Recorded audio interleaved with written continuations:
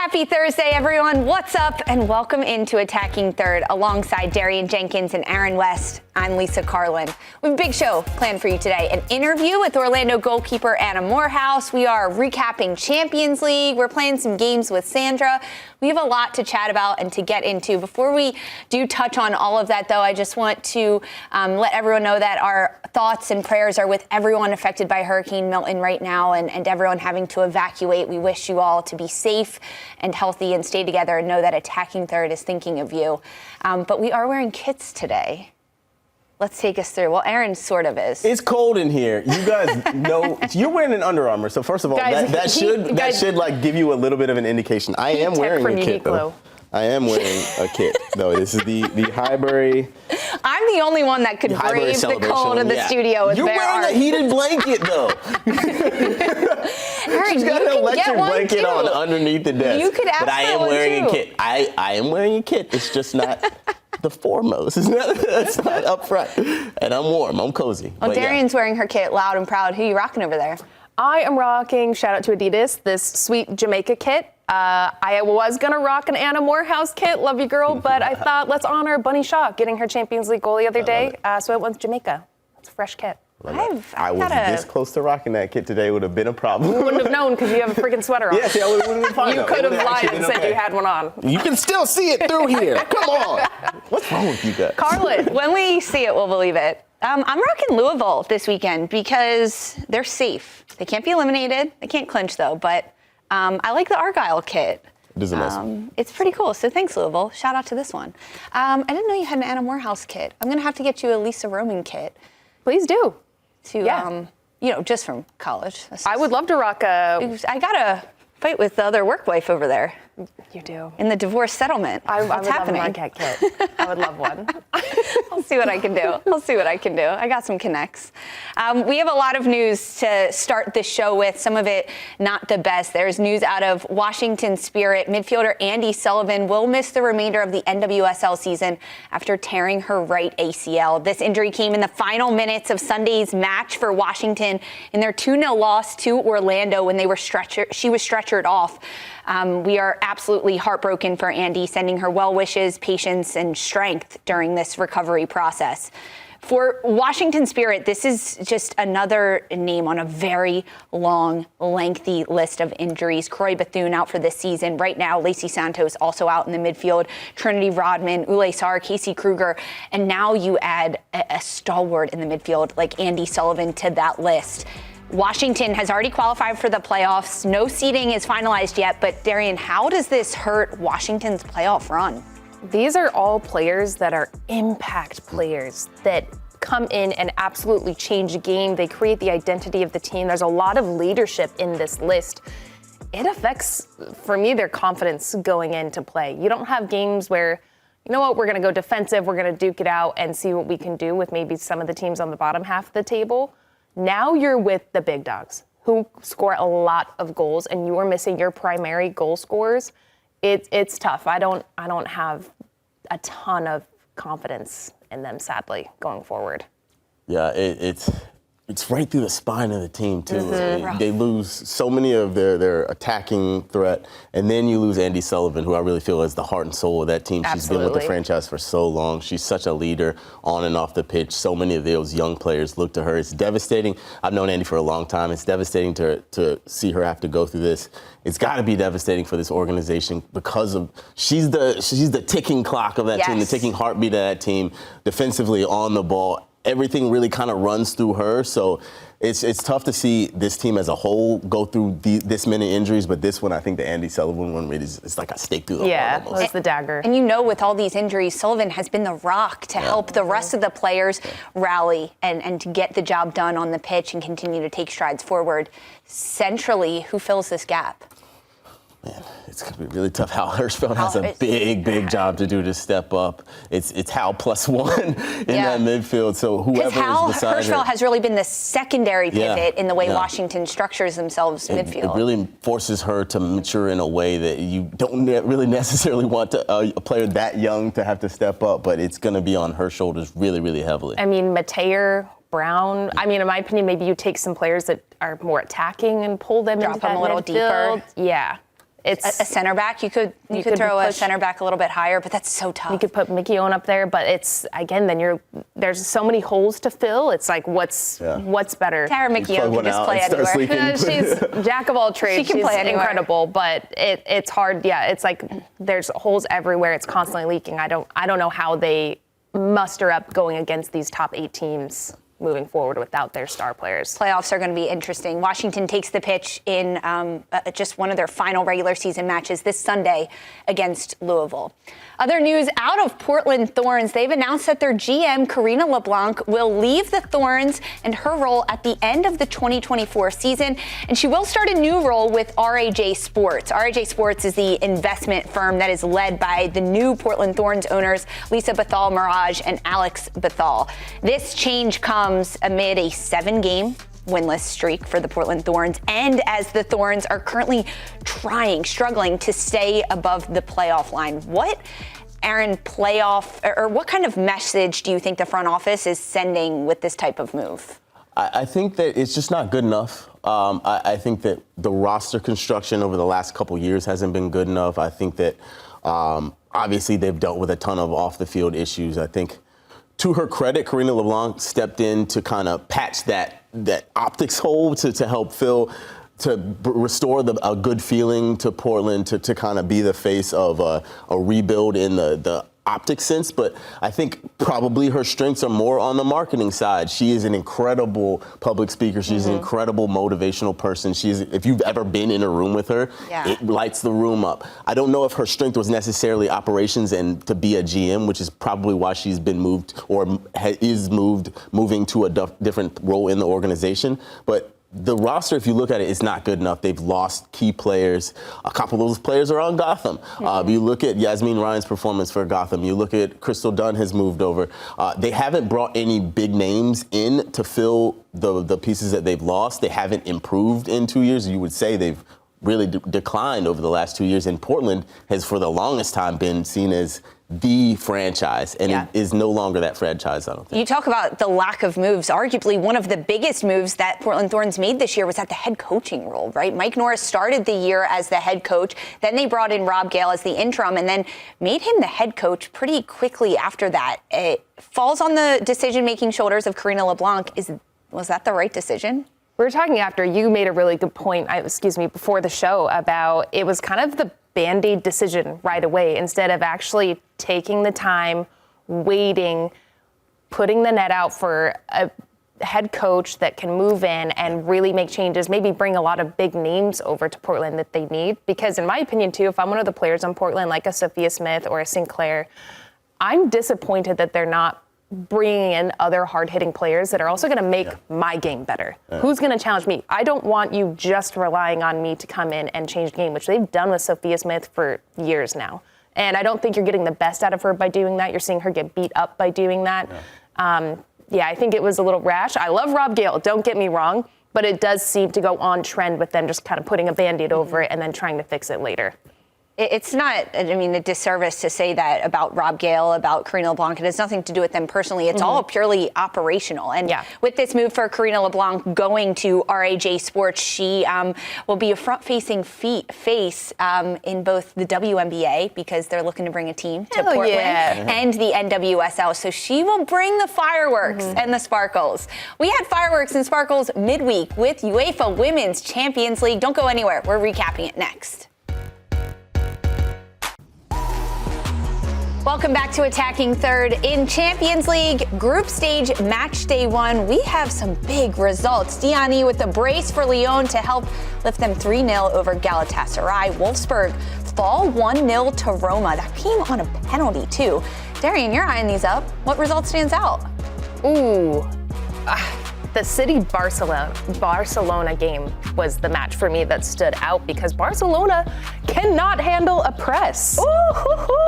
Aaron, what about you when you look at these results? Obviously, City-Barcelona, that was a big one. But Bayern-Arsenal, as an Arsenal fan, it was honestly not surprising because the way things are trending, but that was the one that jumped out to me. Yeah, what about you, Carlin? Fell 5-2. That Arsenal game was crazy. Bayern Munich just turned up the heat. But City, Barcelona, that was a big one. Ultimately, Manchester City win 2-0 over Barcelona, handing Barca just their second loss in over 50 matches. This was That's an insanity. insane stat. Insanity. And a lot of it, Darian, had to do with the defensive structure of Manchester City. How did they ace that test? They pressed from the 18. Anytime Barcelona was trying to play out, they let them make one pass out to the outside of the 18 and then started to organize press, overshift, crowd around the midfield. Of course, there are times when Barcelona got out because they're so technical on the ball. Yes, they can break you down. Yes, they play a lot of one-touch passes.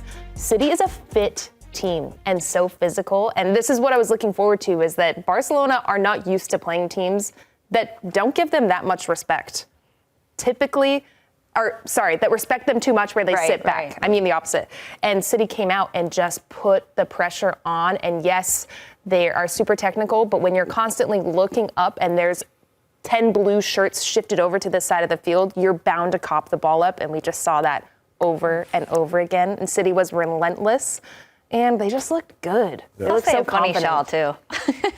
Shout out, Bun Bun. You killed it. That run she made it, I think, 8 times before. The in and out run to get that ball finally paid off. And it was on all day. So they played such a high line. That tactic actually really didn't make sense to me. Why would you do that with Bunny Shaw at the 9? What would you do if you're Barcelona defensively? Sit back a little bit more. You were giving her all of this space to just kind of drift and wait for a ball to pop around between one of the seams of the defenders. And it happened numerous times. They got lucky to pick the ball off of her, but she was bound to put one away. That was the game plan for Bunny?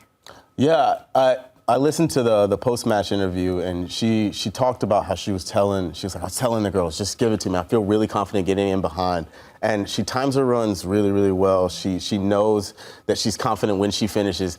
It looked like a scuffed finish, but I think I watched it over and over. It was such a good finish. It was a lot of finesse. A lot of finesse. She knew exactly where the keeper was going to be, where the defender was going to be. She slid it across the face of goal. But I think what you said about respect for this City team and this Barcelona team, I think there's a couple different ways that the teams show respect when they play a really good opponent. One of them is to be afraid, is to sit off and to just let them do their thing in awe. And the other way to show respect is to respect what they can do and try not to let them do it. And so much respect to Leah Alexandre, to Alex Greenwood. Mm-hmm. They were so physical. There were a couple moments when Alexia Putellas got so frustrated because of the way she was being mistreated in the best way. Bodied. She was getting bodied. Yeah. They didn't show them the fear of backing off. They pressed hard. They tackled hard. They ran their socks off. They showed what you have to do to beat a Barcelona team. You have to be almost perfect. Mm-hmm. You have to work so hard. You have to maintain the levels of concentration for 90 plus, and I think they did all of those things. We touched a lot on the Bunny Shaw goal. That was the second for City. The first one coming by Naomi Lazel in the 36th minute, and Shaw's coming in the 77th. But for Barcelona, it's not like they didn't create anything. They had 17 shots, 6 on target, 7 corners. Where did they fall short offensively, Darian? They looked frustrated. Really frustrated. And yes, they had times where they got in behind, but it all came down to the physicality piece of getting hit hard. It's frustrating. Alexia Putellas, at the end of the game, I think her and Greenwood hit on a corner. Got into it. Got into it, but it was like, but she was it was probably like the least harmful one that happened, and she was just over it. Yeah. But I think that got into their heads, and then they just lost concentration in moments where you typically see them finish, you typically see them make that pass.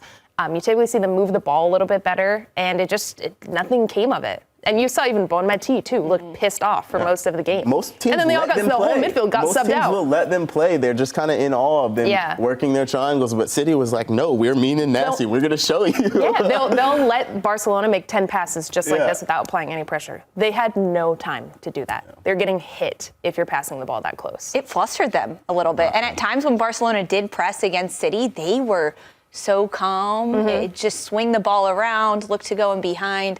Oh, match day 1, and we're already getting the best. Can I tell you one thing that hurts? Jonas Eidevall said that he didn't think that Vig Mueller really had it. And she looked like she had it. I don't think that he really rated her enough when he was at Arsenal. Yeah. And she showed she has so much led the quality. team. The way that she plays in between the lines, Hasegawa, she was so good. Fantastic. This City team, what I saw last night or yesterday, they could win it. They really could. Ooh, I like They that. just knocked off the best team in the world. Yeah, that's true. But Barcelona could not be the Giants that they were the year before. It could be City. It also could potentially be Bayern because they had an awesome game, 5-2 over Arsenal, and it was pretty evenly matched, right? It was a goal up for Arsenal, Caldente gets one, and then Bayern equalized right before halftime. Then they get a second goal, then Arsenal equalizes in the 65th minute. It was really back and forth until about the 70th minute, and then Bayern just took over. They grew stronger, Aaron. What was it about Bayern Munich that continued, that they got better as the game went on? Yeah, I think that two things happened. Bayern grew into it. You could see they came out in the second half with an extra energy and extra fervor. I think Arsenal lost it as the match went on, whether that's lack of belief in each other, lack of belief in the everything going on in the Arsenal dugout, everything going on there. But a big thing was Bayern's physicality, their crosses, the lack of quality defending from crosses for Arsenal. I've all talked about that after the match. They really, really defended crosses poorly. And Pernilla Harder is an incredible player. Yeah. She has been for a long time. She's such a sharp, her movement in the area is so sharp. Her finishing is good. She's crisp technically. So a world-class player like that, when you give her those kinds of chances and when she's on and locked in like she was, man. For Pernille Harder, I mean, this was she got her first European goal, then she got her second, and then she got her third. A hat trick for Harder, all in 13 minutes. Two of them with their noggin as well. Pretty impressive. The XG for Bayern, only 1.89, yet they scored 5. That is consistency. But Arsenal, Darian, where did it fall apart? They looked so good. Like you said, it was very back and forth until the second half. I think Arsenal got into a place of complacency in the match that Bayern snuffed out and totally took advantage of. And that's McCabe going forward, really up high with Ford, which they looked good in the attack. And then it left them so vulnerable in transition. And defensively, defending crosses, defending corners, they were so out of sorts. Playing ultra aggressive forward, you have to be so good at box defending, and they were really poor on the day. But shout out to Pernille Harder, because one of the smallest players on the pitch, getting her head on the end of everything. I turned around, she scored another freaking goal. I was like, my God. Yeah, it was impressive. What did the graphics say? Hard in the paint? Clever. Very clever. Our graphics team around. Shout out. Another big game that was in pouring rain. These conditions look terrible for Chelsea taking on Real Madrid. Chelsea win 3-2 ultimately. But what did you notice throughout this match, Aaron? I want to touch on what Lucy Braun said after the match, and she's obviously come over from Barcelona. She knows she's won this trophy before. She's won Champions League. She said if they play like this, they're not going to win. Lack of concentration. She felt that they let off after they scored, and it was a warning, one of those heavy warnings that she sent to her teammates. She said how she was yelling at some of her teammates during the match. They were losing concentration, but this team has the quality to win. I think they're going to go through a pain period of trying to figure out exactly what Bon Pastor needs from them, wants from them, the little tweaks that are different between her and Hayes to get them going. But if they play like that moving forward, they won't win. But this is one of those learning experiences where you get the win, you get the 3 points, but you know that you have to be better. It started early for Chelsea, an own goal, right? I think it was deemed an own goal. Ultimately, maybe Newskin got a touch on it in the second minute, and then by 27 minutes, Chelsea doubled their lead. But Real Madrid continuously came back and fought. They were never out of this match. But we have now seen a number of 90-minute matches under Sonia Bonpastor, the new head coach for Chelsea. What are the weak points, Darian, that fans should be concerned of with this Chelsea side? Defensively. They just look so leaky in the back. Yes, they're sending numbers forward. They look dynamic. They have a lot of goal scorers. They're going to go 1v1. Lauren James, she's an amazing player. You can't count on her defensively, in my opinion, because she is a player that has the ability and freedom to drift, which is great for her style of play. That's amazing. But it leaves a lot of pockets of space that, especially when Linda Caicedo came in, exploited. her going 1v1, drawing people out, it opened up massive gaps where Chelsea weren't doubling down, weren't filling in. And I think that that's something to really look out for, that they don't have it on lock defensively just yet. What is the most confident that we're seeing in Chelsea? Like, where do you feel the most confident in what Chelsea is giving? I feel that most games they will be able to outscore opponents.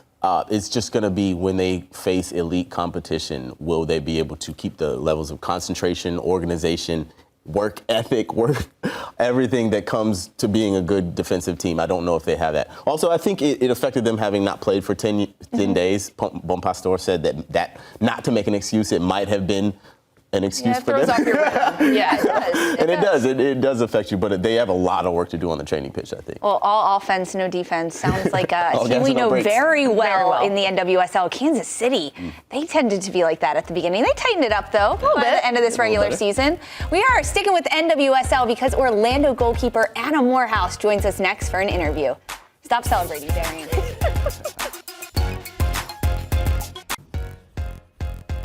Welcome back to Attacking Third. You've heard her name all year on this show because her and her club have continuously broken record after record after record, including winning their first ever club trophy, the NWSL Shield, last weekend. We are pleased to welcome in Orlando goalkeeper Anna Moorhouse.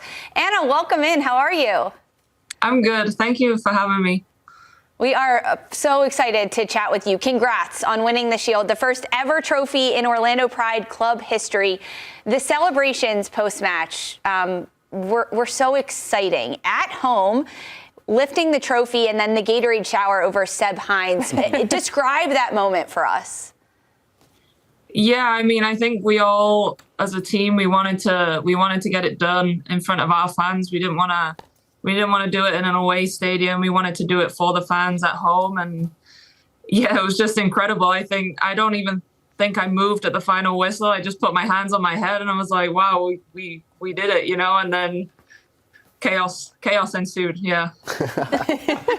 All right, now I've got a bit of a two-parter question for you. First part is, you have played with this Darian Jenkins before. Oh, God. You have to tell me how she was as a teammate. Now, save that. The second part is, we've had Seb Hines on here, and he talked about the commitment that your team has made to defending, and obviously it's shown with the shutouts. You get the shutouts to your name, but talk to me about the entire team's work ethic and desire to work on the defensive side of the ball. But first, her as a teammate. Darian's an awesome teammate. I can't say one bad word about her, honestly. Saved my life in France. Come on, Anna, give us the dirt. They want the dirt. There's no tea. There's literally no tea. Love that. Yeah, no tea for Darian. Very nice.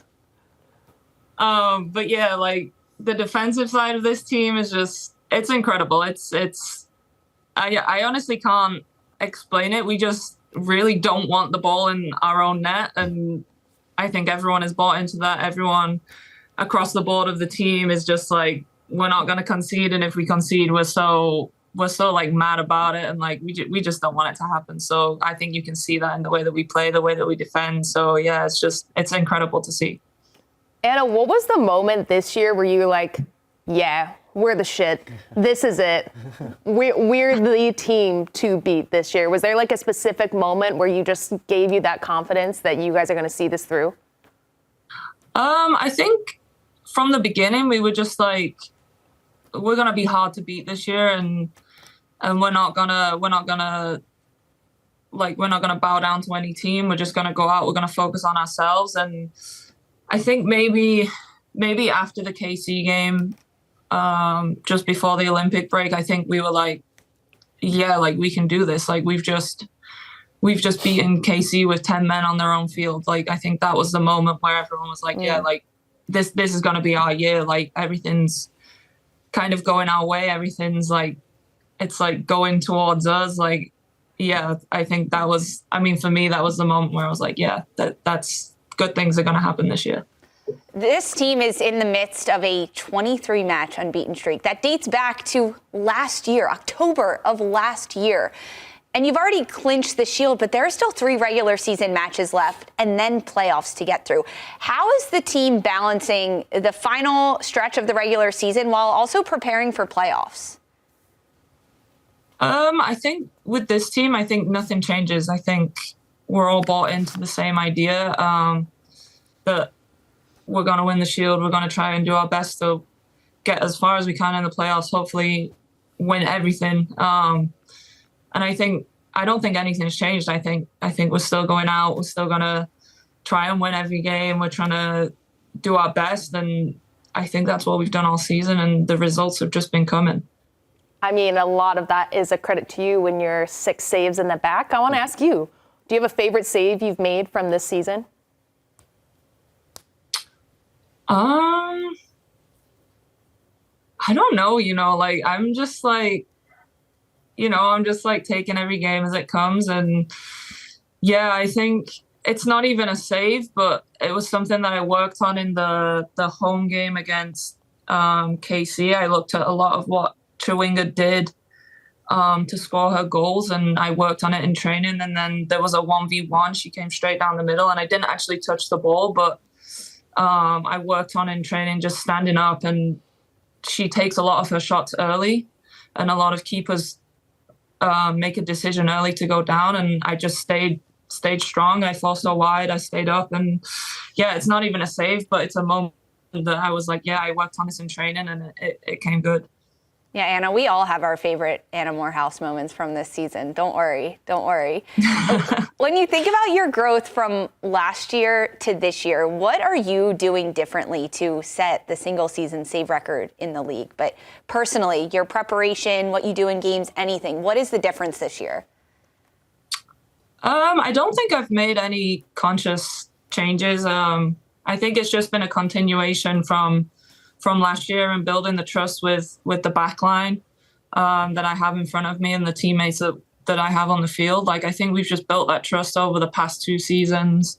A couple of new players have come in, but I don't think that much has changed personnel-wise. If you look at the team from last year to this year, we kind of have the same, I think 60-70% of the team is the same. So I think it's just a continuation, and we're just seeing the results this year.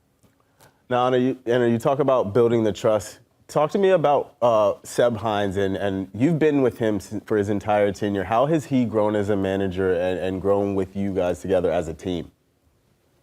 Yeah, I think the club has let us and Seb, I think they've let us grow through our personal development really well. I think that's why we're seeing the results kind of a year, 2 years in. We've been able to grow. We've been able to grow as a team, as a club, coaches and players. So I think it's really good to see that we've had this continual growth, and we've had this consistency within that. You see a lot of teams, interim managers, changing coaches and all this, but we've had this really nice continuation over the past 2.5 years. That's it's been really good to see. It's been good to see, and I love this for you guys. I'm so proud of you guys. I keep calling you my pride girlies. But Anna, for the question I gave you a good amount of warning about, we have an Attacking Third playlist, and we're getting everybody's pregame pump-up songs, what puts you into the mindset when you're walking through the tunnel to get to a match. What is your pump-up song for games? Okay, I change this every week, but I do have a banger for you. Oh, let's hear it. It's Kabu, Take It All. Did I show you this song? Yes, you did, probably. And it is still on repeat 2 years later, Darian. It's still on repeat. Guys, one thing about Anna, she is loyal and consistent. I love it. Well, Anna, now that you've had some time to think about it, we're ready for the dirt and the tea on Darian that you have to share with us. Still don't have any. Still do not have any tea on that girl. You guys, I've got good friends, guys. You're not getting anything. I do have one culture question for you. Obviously, you played in France. You are English. Now you're in Orlando, which is very Brazilian-centric, very Brazilian-heavy. You've got Brazilians on your team. Have you been able to kind of dive into the Brazilian culture and food in Orlando at all? Yeah, we actually went out for a meal at a Brazilian restaurant, and I love Brazilian restaurants. It's like all you can eat meat, and you get like a salad bar, and they just bring it around on like swords, I guess, and they just cut it off. You have the red and the green sign. It's the greatest thing ever. Yeah, and you like flip it over and stuff. Yeah, I love it. Yeah. Love that. Yeah, it's like men with giant meat sticks. It's wonderful. Yeah, exactly. Yeah. Thank you, Darian. Okay, Anna, we are in the midst of a true tragedy happening in Florida right now with Hurricane Milton, and it is affecting the Orlando community. How can people reach out, connect, do things to help Orlando? Yeah, I mean, obviously our thoughts are with everyone back home in Orlando. We managed to get out early to come to Portland for the game, but I think everyone in the team has been checking socials, checking news channels to just find any kind of news. I think we just need to keep everyone safe out there, and everyone just keep checking socials to find out news and ways to help. We will. Thank you very much. And good luck the rest of the way, Anna. We're excited to watch you keep grinding. Thank you. Bye, honey. You can watch Bye. Anna Moorhouse and Orlando Pride taking on the Portland Thorns this Friday in the NWSL. Don't go anywhere. We've got more Attacking Third next.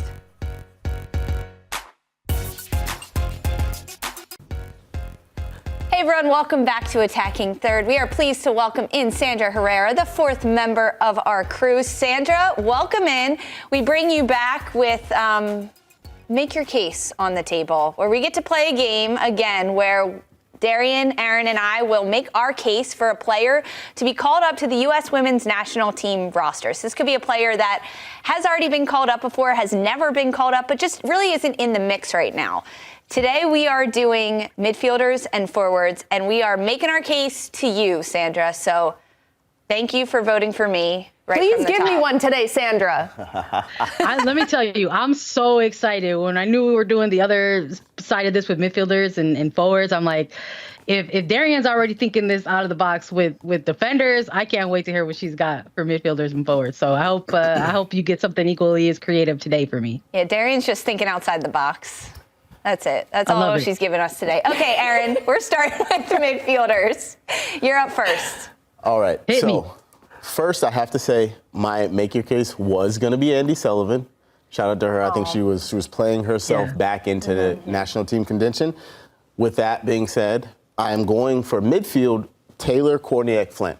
I think her move to Louisville has really, really been beneficial for her. And then if you just look at the pure stats, Make it to Sandra, not me. She has been, you're right. Defensively, she has been an absolute monster. Tackles, 4.47 a game, that is 99th percentile. Interceptions, 3.08 a game, 99th percentile. Blocks, 2.12 a game, 96th percentile. Clearances, 2.89, 99th percentile. Aerials, 3.85, 99 percentile. She's won more aerials and more percentage of aerials than anyone. So if you're looking for someone who could maybe come in as defensive midfielder into this team, a different outlet, I think she has been in with the national team before. She has that experience. I think she's kind of come back into the fore and come back into her own. So that is my midfielder make a case. Taylor Korniak-Flint. It's a good one. Good case. Good case. Grazie. But I won't lie, I don't have all the stats like that lined up. I won't bore you with numbers, but I did go with... Atta girl. I did go with Vanessa DiBernardo. She's got 5 goals, 5 assists on the year. That's a stat. It's one stat, but it's a fun stat. It's a fun stat. It's not a boring stat. Vanessa DiBernardo, she has, I think, re-energized herself with Kansas City under Vlatko. She has the freedom to get up into the attack where she's ultra creative. She plays these brilliant textured passes. She can also shoot from distance. She's a great set piece taker, which we know the U.S. Women's National Team needs somebody that can put away set pieces, and she has proven that she can. And she can also be much more defensive. If they needed to go into a double pivot, she can fill in, and I think she finally needs that opportunity because she has had a hell of a year. Oh my goodness. 2 incredible candidates here, not gonna lie. And I think they both are, they're both profiles that can fit, I think, different types of camps. So if I'm thinking Sandra, just recent, wait till you hear mine. Just wait. I mean, Lisa, I don't know if you're gonna top Flint and DiBernardo, but let me hear what you got. I am making my case for midfielder out of North Carolina Courage, Ashley Sanchez. She has taken on a different role this year under Sean Nahas to be more of a playmaker and a distributor and not having to do it all herself. And when you're on the national team, there are a lot of other superstars around you. You have to rely on them. 5 goals, 4 assists this year, and she has played so much more possession-oriented, being a linker, a connector. Her final pass has gotten so much elevated. And when you think about Sanchez at the U.S. international level before, she was a little young, and there were some leaps and bounds that she wasn't quite making to be as impactful. She's now gotten some time away from the team, been able to watch them, and under Emma Hayes, I think Sanchez could do a really good job of linking in the midfield and also adding a lot of depth. They need that in the midfield. It's a solid shout. I like Look, the shout. this has got to be rigged in some capacity. You guys talk about it, and then you make sure that Lisa chooses a player that I'm really, really high on, that I've been talking about. Listen, the correct answer is supposed to be Ashley Sanchez, but I love a local pick, Vanessa DiBernardo, as a Chicagoland kid. And I owe Darian one. And if there's any camp that is going to make it happen, it's going to be these ones in the October camps, because those future camps, I think, are going to be for the younger gen players. Might be for a Flint, might be for a Sanchez. I would love to see DiBernardo get a cap with the senior level national team. Darian, that is a pity pick. Shout. That is Sandra. Really great shout, Sandra. That was a great pick. Good job.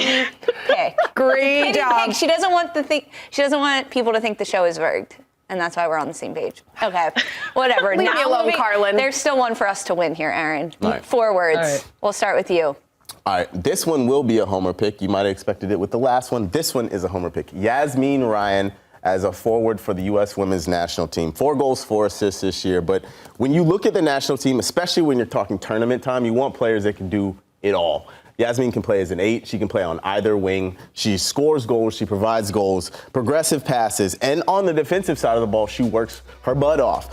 She 68% tackles, 1.94 a game, 2.71 blocks a game. That is 99th percentile for attackers, midfielders. At some point, you're going to break out a stat too, Darian, so don't look at me like that. Oh, my God. But I'm falling asleep over here. Yasmin Ryan deserves to be in the reckoning. She needs to, and she has been fantastic for Gotham this year.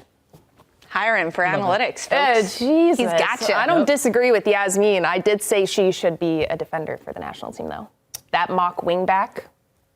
I mean, she can play anywhere. That's why she should be in camp, because she can play anywhere. I don't disagree with you. That's a good shout. Yeah. My next. Yes. I am going with Utah Royals. Ali Sentinor, this young player who I think we've seen glimpses of brilliance when she's with them. And frankly, I think if she were on a better team, she would probably have double digits in goals, because she is so impressive. She's probably one of the best finishers in the league, in my opinion. 3 goals, 4 assists on the year. She can play all across the attack, which the U.S. women's national team needs. You need someone that can play a 9, a false 9 on both wings. She can play as a 10. She can do it all, and the way that she dribbles also reminds me of a young Mal Swanson when she first broke into the women's national team, and how she's able to break lines, her vision. She doesn't complicate the game too much, so that's my shout. That's a pretty good shout. She was on my short list. She's got a wicked shot from distance. Great. That was so Also, East she went Coast. to UNC, so I got her out with her. So. Sandra, I am making my case for Angel City forward Alyssa Thompson to get back into the mix. This is a young player that had a bite of the national team, and frankly, it was too soon for me when she was on it before going to the World Cup. Now, when you look at her stats this year, 5 goals, 7 assists, but it's the consistency from Alyssa Thompson that has made her eligible for a call-up. In her last 7 games, she has 7 goal contributions. Despite wins, despite losses, whatever happens, she comes to play every single day. She has worked on her delivery into the box and at setting people up, and the evolution of Alyssa Thompson's game has grown so much. And they need forwards that can do a little bit of it all. Playing wide, getting in behind, combining underneath with Ashley Sanchez when she gets there. I'm going with Alyssa Thompson. I love it. I like it. Aaron, I'm sorry. I don't want to come off as anti-math here or anti-stat, but I'm going to give this one to Lisa based on all of the arguments you presented. Alyssa Thompson, for sure. I respect it. Woo. She can have one. Sorry, A West. It's all right. Today. It happens. Big L's today. Sandra, is there anyone midfield maybe forward take away a that we stat. missed that we should, have considered in our make our case? Yeah, for forward, I wouldn't mind maybe getting a couple more U20 kids in there. Maybe Jordan Dudley as a possible call-up. Aaron, right I like that. That's a good shot. That's a good shout. That's a good shout. All right, guys, don't go anywhere. Sandra's sticking with us, and we've got one more segment. We're going to have a little fun. You're not going to want to miss it. Next.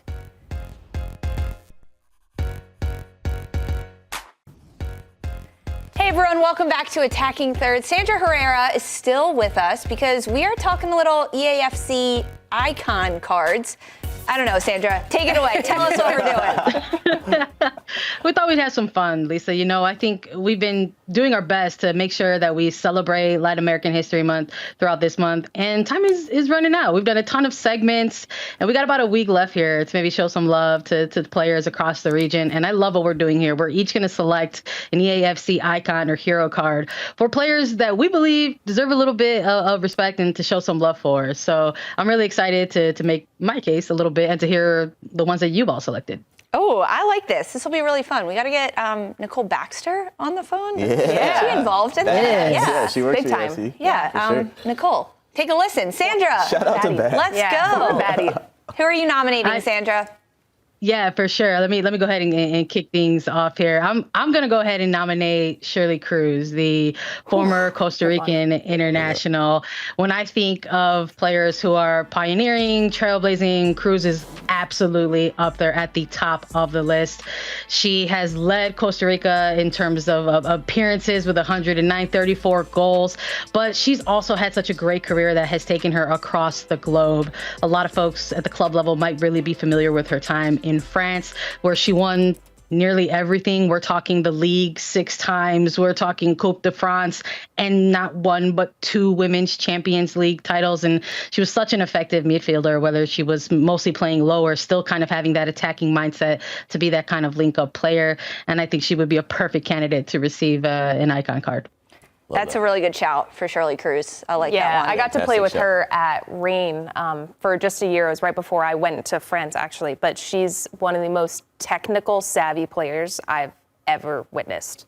Like up there with a Debinha, with a Marta. Cool. Yeah. That's really cool. Great shout, Sandra. I'm going with a Brazilian international legend, Cici.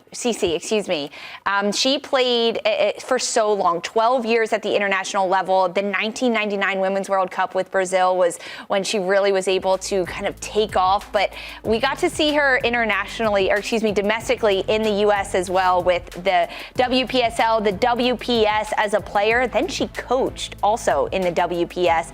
She has a lot of different hands in the sport and hands down needs to be nominated. I'm going to go with the hero card. Right, Aaron? Yeah. I think so. Yeah. I like this.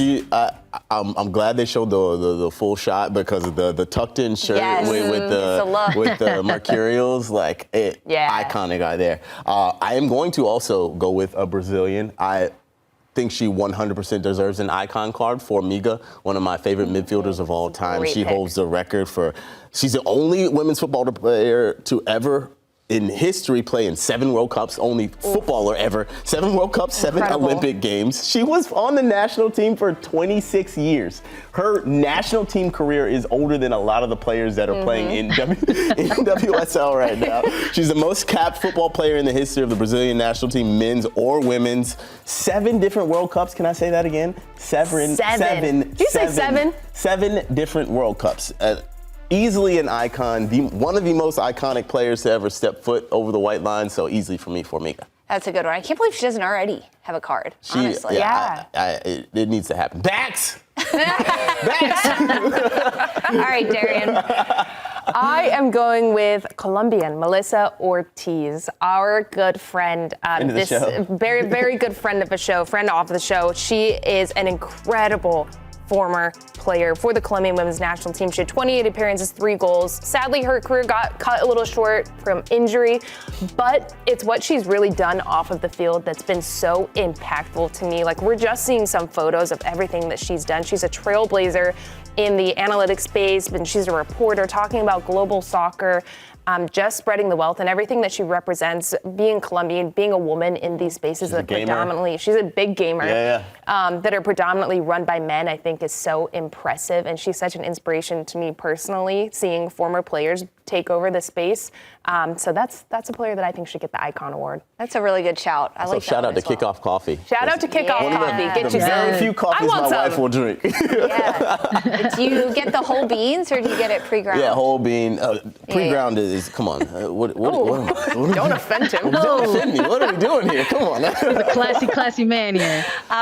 Do you do pour over? How do you make it for her? We have an espresso machine. Oh, very nice. I'm coming over. Me too. I want the some best. java. I love That making sounds coffee. So good. Yeah, I love a good cup Fresh, of coffee. yeah. My wife has become like a full snob. It's actually, I like it because it means I'm doing my job right. Then you're making it correct. Yeah. Exactly. I like that. Well, Kickoff Coffee, get some for Melissa Ortiz. This was fun. Sandra, thanks for this creative idea to do this. I loved this, and it gave us a good way to talk about a lot of different people. Guys, if you're hanging around, vote for us. Attacking Third has been nominated in the Football Content Awards for the best in women's football. Scan the QR code on your screen right now. Follow us on socials at Attacking Third for the link, or find the link in our podcast and YouTube description, and vote for Attacking Third. Thank you, everyone, so much. We can't do it without you. Enjoy football over the weekend. We'll be back on Monday. See you then.